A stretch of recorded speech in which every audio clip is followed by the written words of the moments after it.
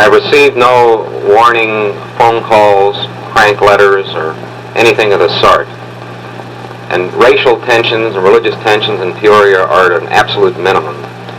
We are at a loss to understand what could be behind it. However, because of the fact that this comes so closely on the heels of a similar and much worse explosion in Atlanta, we can't help feeling that there must be some connection, either direct or indirect.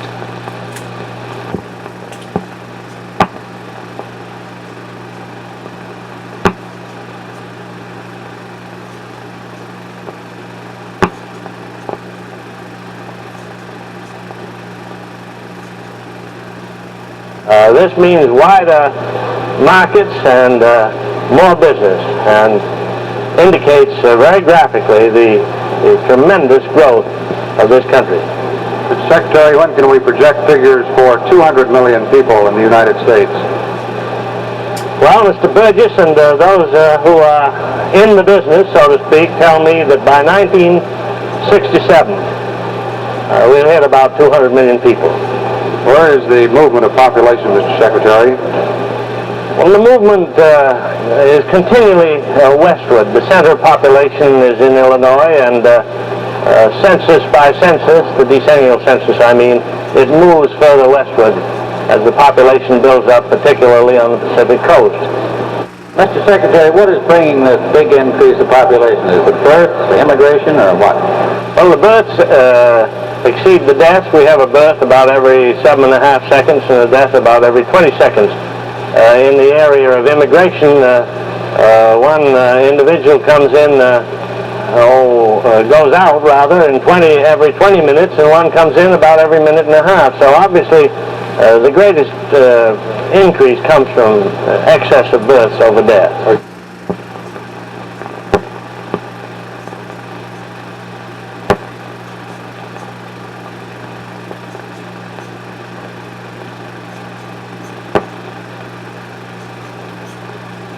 I think that the attitude or the position taken by the party in 1960 will lead to some third-party movement in some of the southern states. But I would point out that the last time that we elected a Democratic president of the United States, not so long ago, 10 years ago, we did not carry the entire South. There was a third-party movement, and we still elected Harry Truman the president of the United States. And we could win in 1960, even against a third-party movement in the South. I'm saying this, that you can go down to the Potomac River in a boat, and you can look one side to a Republican state, and you'll find integration. You'll find that you can go into a theater, and into a school, and into any other place, regardless of the color of your skin, and you can get an education there if you're a Negro, and it's a Republican state. All right, I don't have to get home until tomorrow. I'll stay here till next year's meeting. If My wife and son are here, and I'm sure that they'll be willing to drive at 6 o'clock tomorrow night. Go ahead. As well as 11 tonight.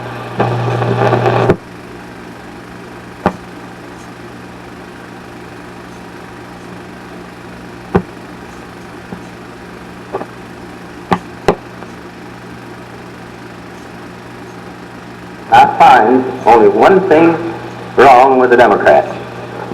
I find that they're suffering from Dewey-itis.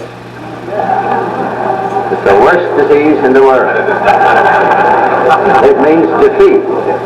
And what I'm anxious for you people to do here, you represent every section of the United States and every section of this part of the world which ought to be overwhelmingly Democratic. And in order to do that, you must not decide that the election is won because the curve is going up. You can turn it down as easy as anything in the world.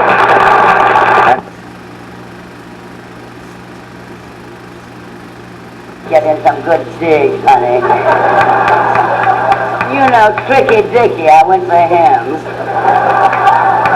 Dangerous, vicious, and I said dirty is much too clean a word for him, I might add. And the truth is about the only thing I know. I have no ability, but at least I know the truth. And I had even a few nice remarks about some Republicans, believe it or not, you know. But they asked if I decided to be Democrat, and I said, well, I think Forbes has heard as much, if not more, than Dulles and the whole of his administration in the free world, and that goes. To the states that I visited, the crowds that I had were record crowds. The enthusiasm and morale was high, and I was encouraged by the prospects as I saw them. I recognize, as I have said repeatedly, that the Republican Party and the Republican candidates this year are the underdogs. But as far as I'm concerned, that is a position which has one major advantage. I've always said that it's important that a candidate runs scared, that overconfidence is the worst disease with which you can be affected. And as far as we're concerned, there's no chance of that in this campaign. Our people around the country are running with an all-out fight for their candidates and against the opposition, and I think we'll be in for a few surprises on Election Day if we continue this kind of a fight. You're still on the offensive? The only way to win a campaign, particularly when you're behind, is to stay on the offensive.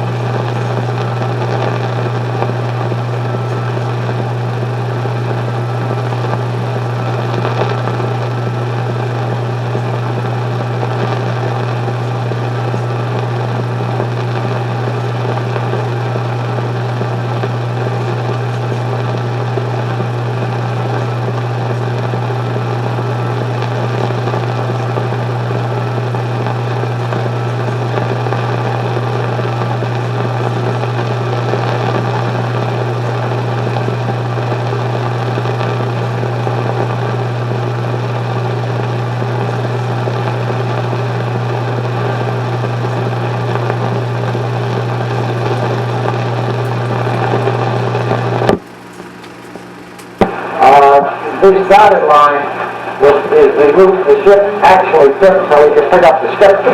Normally,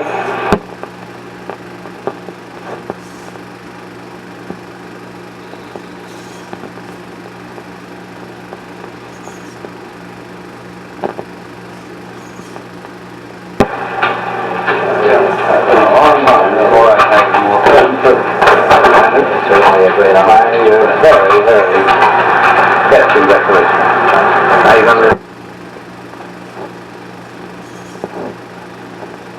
Can you give your maximum depth, cruising depth?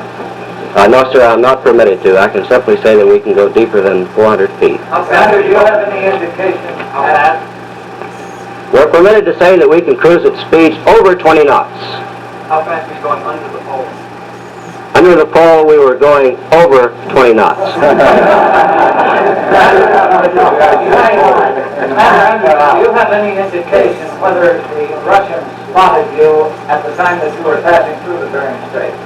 We have no indication whatsoever. I would be extremely surprised if they did, because all we did coming through there, in order to ascertain the precise navigation point before going through the rather restricted channel between the Diomedes Islands and the Alaskan coast, we came up to periscope depth, put our radar up for about 30 seconds, pulled everything down, and we were on our way.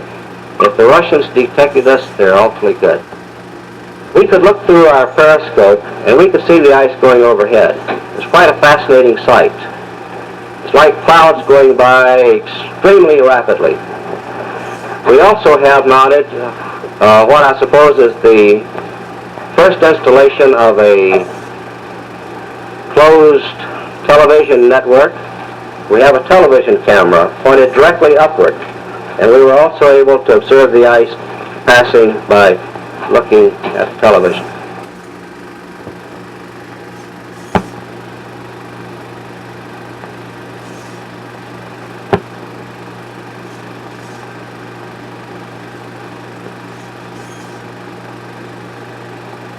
Nautilus is an attack-type submarine, and by that we mean her function is to sink ships, whether they be surface ships or submerged ships, other submarines. Now, undoubtedly, at considerable cost, she could be modified or altered to shoot missiles, but so long as the Soviet Union has such a tremendous submarine fleet, we need to have, and it's very important to have, ships to combat or prospectively combat that fleet.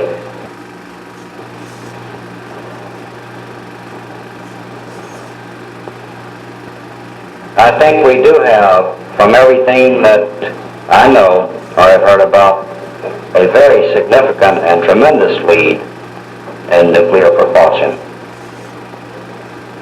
And the first part, I believe, is question, why don't the Soviets seem to be doing too well? Maybe it's because Admiral Rickover never volunteered to go over there.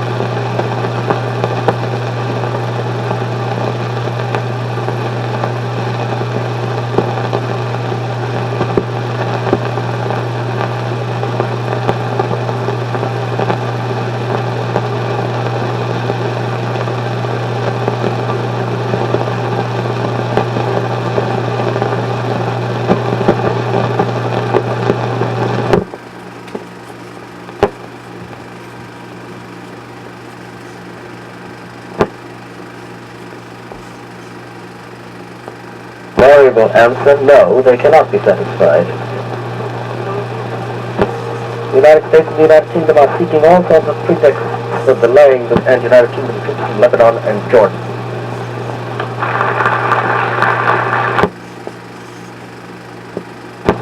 Our aim is a peaceful world. And if Soviet communism didn't keep the world stirred up all the time, we'd have a peaceful world. Mr. President, Mr. Gromyko has not offered one scintilla of proof or one single thing that he has said. This speech was straight, unadulterated vilification. It's mere Billingsgate. It's abuse with a sinister ulterior motive. Speeches of this kind make a travesty of the United Nations. They reveal all too clearly Mr. Gromyko's contempt for the United Nations. It insults the intelligence of the members. It casts grave doubts on Mr. Gromyko's intentions, and I have already given the whole speech far more attention than it deserves. Thank you.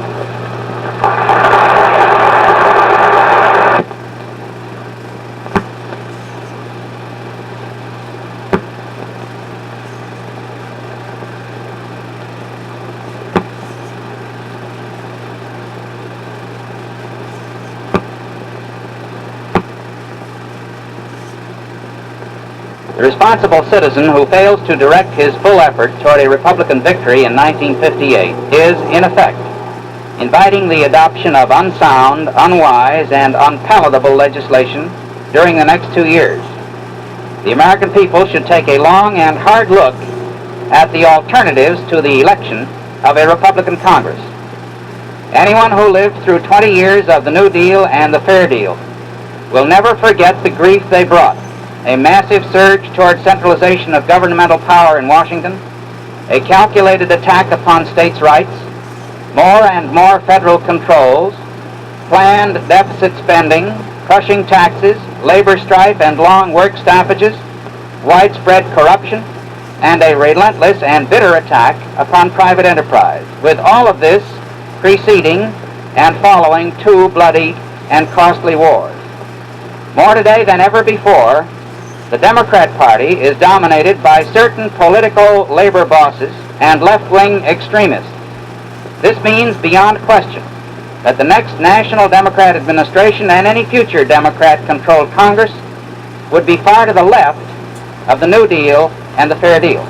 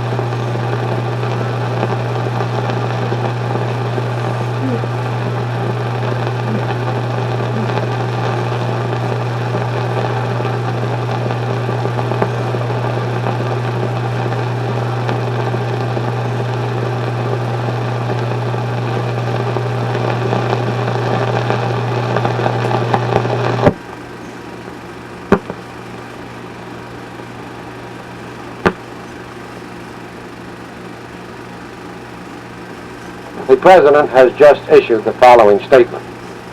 The world is poor because of the death of Pope Pius XII. His was a full life of devotion to God and to the service of his fellow men. An informed and articulate foe of tyranny, he was a sympathetic friend and benefactor to those who were oppressed, and his helping hand was always quick to aid the unfortunate victims of war.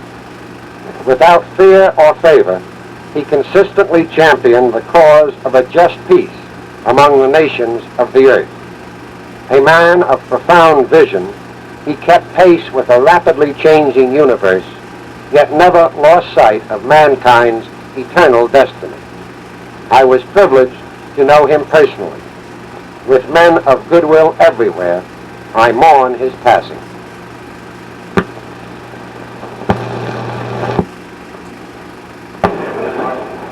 Morning, please sit down.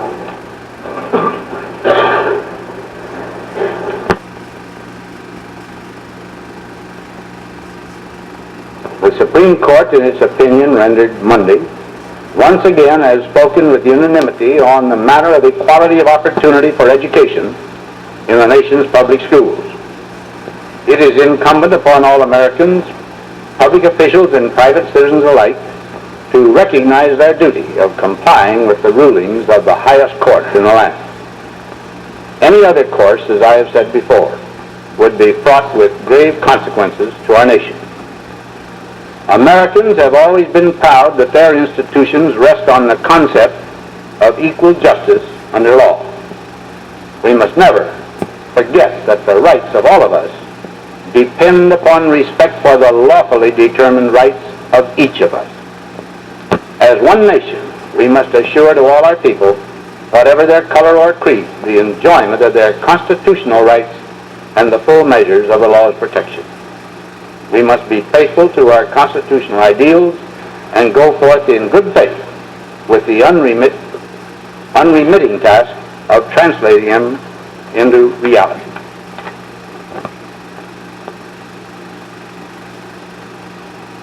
The communists themselves have, while calling it a civil war, have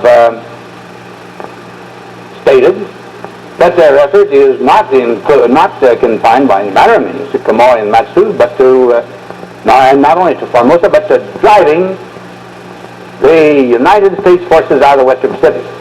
Now, with regard, I should say an extra word there about their civil war. If it's a civil war, why is Russia already saying to Mr. Khrushchev in his letters that they are ready to participate in this war? If that's a civil war, I am quite ignorant as to what the term really means. So I do not believe, Mr. Wilson, that there's anything of appeasement. I do believe this. We want a peaceful solution. And fundamentally, anyone can see that the two islands as of themselves, those two pieces of territory, are not greatly vital to Formosa. But of course the Chinese nationalists hold that if you give way to that, you've given away to exposing us to a great attack. And that's a different thing from just concluding that two pieces of territory are the vital issue. Von Herberg of the Anchorage, Alaska Daily News. They're wondering up there if you contemplate a personal visit to Alaska to officially welcome it into the Union. No president, they say, has had such privilege in 46 years. Well, it's a tempting invitation, if that is an invitation. When is the actual date? Oh, dear.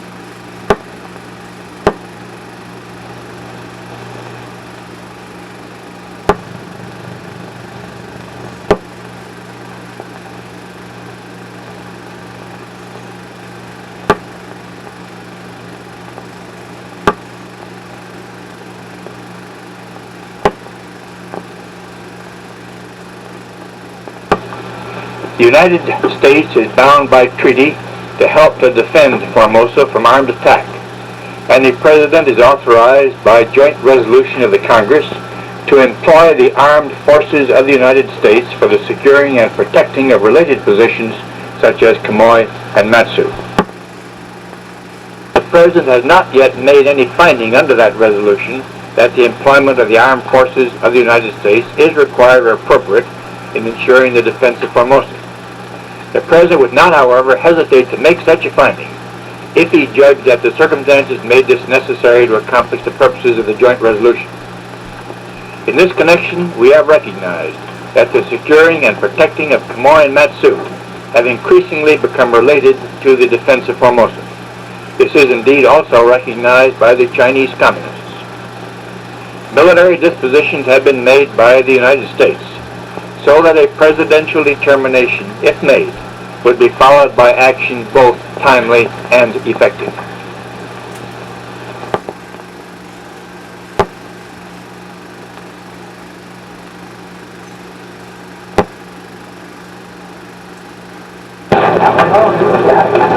Let me make some noise, Carl.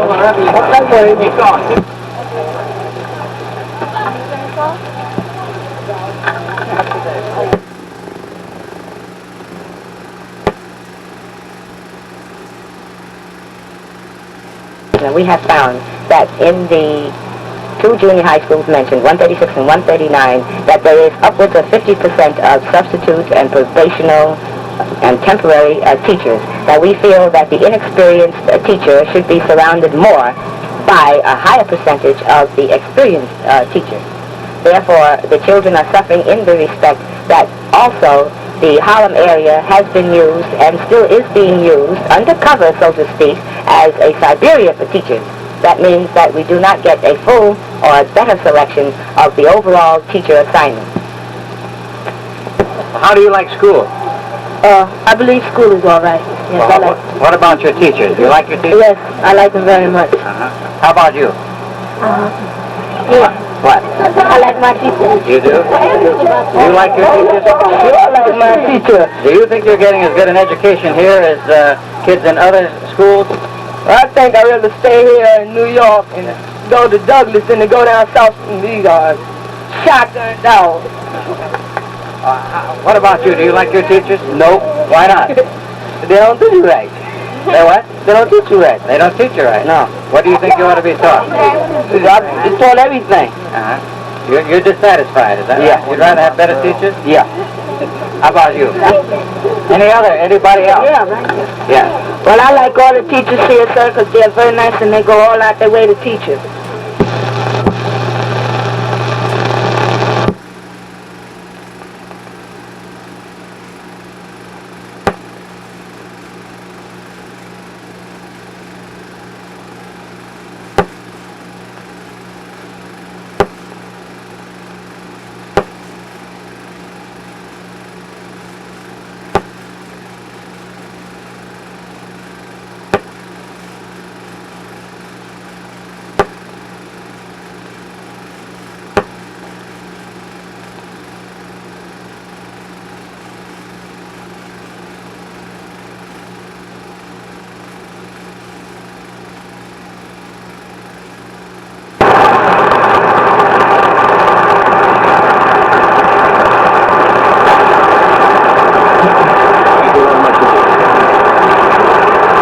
The United States is firmly committed to the defense of Formosa and the pescadores.